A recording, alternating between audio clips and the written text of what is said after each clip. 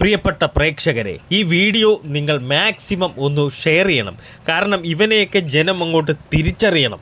ഒരുപാട് ആളുകൾ നല്ല രീതിയിൽ പഠിച്ചു വന്നിട്ടും കഷ്ടപ്പാടിൽ നിന്ന് പോലും പഠിച്ചു വന്നിട്ട് പോലും അർഹതപ്പെട്ട ജോലിയോ അവരാഗ്രഹിക്കുന്ന ജോലിയോ ലഭിക്കാത്ത ഒത്തിരി ആളുകളുള്ള നമ്മുടെ നാട്ടിൽ ഒരു അർഹത പോലും ഇല്ലാത്തവർക്ക് വേണ്ടി വ്യാജമായി സർട്ടിഫിക്കറ്റുകൾ നിർമ്മിച്ചു നൽകുന്ന ഒരുത്തനാണ് ദേ ഈ കാണുന്നവൻ.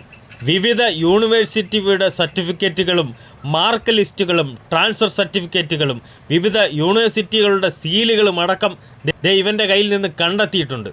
വ്യാജമായി ഇതുണ്ടാക്കി നൽകി ലക്ഷക്കണക്കിന് രൂപ സമ്പാദിക്കുന്ന ഒരുത്തനാണിവൻ. കൊല്ലം ജില്ലയിലെ കുമ്മിൾ മുല്ലക്കര നിസാമുദ്ദീൻ മൻസിലിൽ 28 വയസ്സുള്ള അഫ്സൽ എന്ന് പറയുന്ന ഒരുത്തനാണിവൻ.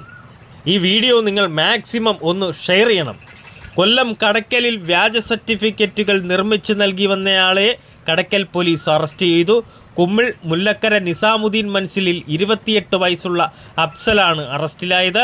കടയ്ക്കൽ പോലീസിന് ലഭിച്ച രഹസ്യ വിവരത്തിൻ്റെ അടിസ്ഥാനത്തിൽ അഫ്സലിൻ്റെ വീട് പോലീസ് റെയ്ഡ് ചെയ്തിരുന്നു. ഇവിടെ നിന്ന് വിവിധ യൂണിവേഴ്സിറ്റികളുടെ 41 സർട്ടിഫിക്കറ്റുകൾ, 69 മാർക്ക് ലിസ്റ്റുകൾ, ട്രാൻസ്ഫർ സർട്ടിഫിക്കറ്റുകളും വിവിധ യൂണിവേഴ്സിറ്റികളുടെ സീലുകളും സർട്ടിഫിക്കറ്റുകൾ നിർമ്മിച്ച് വിതരണം ചെയ്യാൻ ഉപയോഗിക്കുന്ന 2 മൊബൈൽ ഫോണുകൾ, ലാപ്ടോപ്പ്, അനുബന്ധ ഉപകരണങ്ങളും പോലീസ് പിടികൂടിയിട്ടുണ്ട്. ഉന്നത വിദ്യാഭ്യാസത്തിനും സ്വദേശത്തും വിദേശത്തും ജോലിക്കുമായാണ് ഈ സർട്ടിഫിക്കറ്റുകൾ ഉപയോഗിച്ചിരുന്നത്. അഫ്സലിന് സർട്ടിഫിക്കറ്റുകൾ നൽകിയിരുന്ന നെടുമങ്ങാട് സ്വദേശിയും സർട്ടിഫിക്കറ്റുകൾ വാങ്ങാൻ ആളെ കണ്ടെത്തിയിരുന്ന ചൂണ്ട സ്വദേശിയും ഒളിവിലാണ്. ഈ സർട്ടിഫിക്കറ്റുകൾക്ക് 1 ലക്ഷം രൂപ വരെയാണ് ആവശ്യക്കാരിൽ നിന്നും വാങ്ങിയിരുന്നത്. ബാങ്ക് അക്കൗണ്ട് വഴിയും ഗൂഗിൾ പേ വഴിയുമാണ് പണം കൈമാറിയിരുന്നത്. സ്വദേശത്തും വിദേശത്തുമായി നിരവധി പേർ ഈ സർട്ടിഫിക്കറ്റ് ഉപയോഗിച്ച് ജോലി ചെയ്യുന്നുണ്ടെന്ന് പോലീസ് പറഞ്ഞു. ഇന്ന് ഉച്ചയോടെ കോടതിയിൽ ഹാജരാക്കുന്ന പ്രതിയെ തുടർ അന്വേഷണത്തിനായി കസ്റ്റഡിയിൽ വാങ്ങും. 2 പ്രതികൾ ഒളിവിലാണ്. അവരെ കണ്ടെത്താനായി പോലീസ് അന്വേഷണം ഊർജിതമാക്കിയിരിക്കുകയാണ്.